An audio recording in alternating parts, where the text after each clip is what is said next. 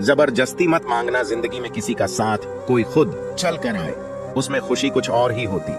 संगत का विशेष ध्यान रखें, क्योंकि सफलता हमेशा अच्छे विचारों से आती है और अच्छे विचार अच्छे लोगों के संपर्क से आते हैं। या तो चुप रहिए या फिर ऐसे ही शब्द बोलिए जो मौन से ज्यादा कीमती हो। सत्य अपने लिए रखना, प्रेम दूसरों के लिए और करुणा सबके लिए रखना, यही जीवन का व्याकरण है। फूल कितना भी सुंदर हो, तारीफ खुशबू से होती है। इंसान कितना भी बड़ा हो, कदर उसके गुणों से होती है। एक बार एक गांव में एक साधु रहता था जो भगवान पर बहुत विश्वास रखता था।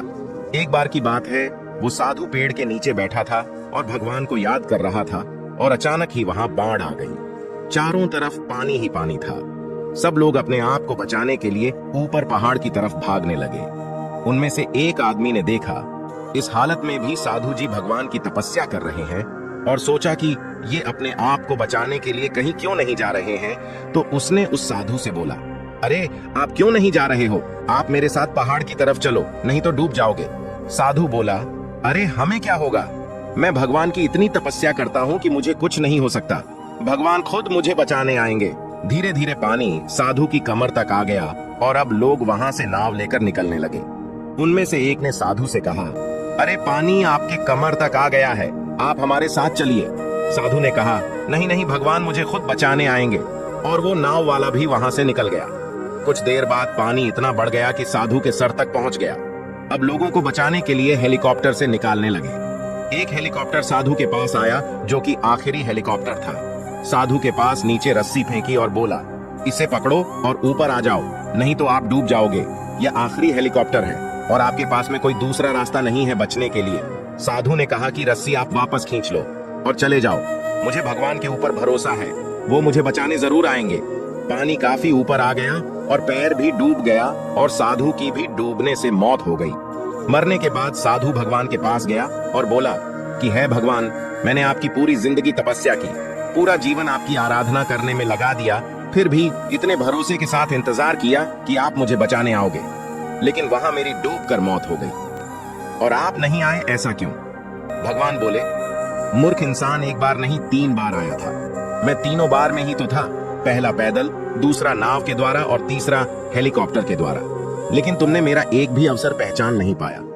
पता नहीं किसका इंतजार कर रहे थे। इसी तरह से जिंदगी में हमें ऊपर वाला बहुत से मौके देता है, लेकिन हम सब मौके को ठुकरा कर पता नहीं किस चीज का इंतजार कर रहे होते हैं कि वो होगा तभी मैं करूंगा। इस बात पर अड़े रहने से एक वक्त के बाद वो मौका हाथ से निकल जाता है और हम कुछ भी नहीं कर पाते। तो हमें किसी भी अच्छे समय का इंतजार नहीं करना चाहिए। जो भी करना है आज और अभी से करना शुरू कर देना चाहिए। कोई व्यक्ति दूसरे का अपमान क्यों करता है? क्या आपने कभी विचार किया है? वैसे तो हम भी बिना कारण बहुतों का अपमान करते हैं। हमारा अपना अपमान भी बहुत बार होता है। संसार का सारा व्यवहार एक दूसरे का अपमान करने पर टिका है। जैसे पति अपनी पत्नी का अपमान करता है, पिता अपनी संतानों का अपमान करता है, नौकरी देने वाला अपने नौकर का अपमान करता है, अर्थात जो भी बलवान है वो निर्बल का अपमान करता है। यदि हम शक्तिमान हैं तो अपमान के बदले में लड़ाई करते हैं, और यदि लड़ने की शक्ति नहीं होती तो हम अपमान सह लेते हैं, स्वयं को निर्बल और असहाय मान लेते हैं। हमें छोटे होने का एहसास होता है। ऐसा प्रतीत होता है जैसे हमारी आत्मा कुचली गई हो। किंतु कोई किसी का अपमान क्यों करता है? जब अपमान होता है तो मनुष्य को अपनी निर्बलता का एहसास होता है, और निर्बलता का बोध मनुष्य को कुचल देता है। वो अधिक से अधिक निर्बल बन जाता है, अत्याचार सहने की आदत सी पड़ जाती है, आत्मविश्वास का नाश हो जाता है। और जब आत्मविश्वास नहीं होता तो मनुष्य शराब और जुए जैसे व्यसनों में सुख ढूंढता है, मन से रोगी बन जाता है। आखिर किसी भी मनुष्य की ऐसी दुर्गति कोई क्यों करता है? अपमान करने वाला वास्तव में क्या सिद्ध करना चाहता है?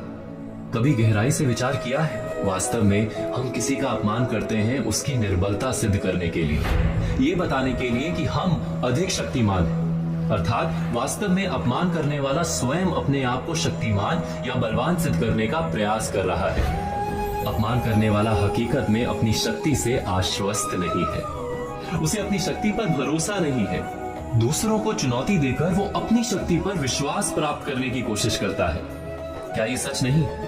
जब हम किसी का अपमान करते हैं तो वास्तव में इतना ही प्रकट करते हैं कि हमें अपने बल पर भरोसा नहीं।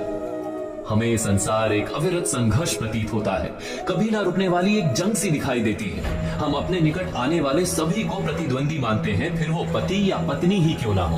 हमें निरंतर लगता है कि हमें अपनी शक्ति सिद्ध करनी होगी, अन्यथा हमारा शोषण होगा, हम किसी के गुलाम बन जाएंगे। किंतु क्या हमने कभी विचार किया है कि दूसरों को प्रतिद्वंदी अर्थात दुश्मन मानने के बदले कलीग मान ले, हमारी सहायता करने वाले सहयोगी मान ले, अर्थात दूसरे व्यक्ति को प्रेम करें तो उसका अपमान करना आवश्यक ही नहीं होगा। किंतु प्रेम करने के लिए आत्मविश्वास आवश्यक है। जिसे अपनी शक्ति पर विश्वास नहीं, वो प्रेम कर ही नहीं सकता। अर्थात जिसका हृदय आत्मविश्वास से भरा होता है, ना वो अपमान करता है, ना अपमान को स्वीकार करता है। जय श्री कृष्णा।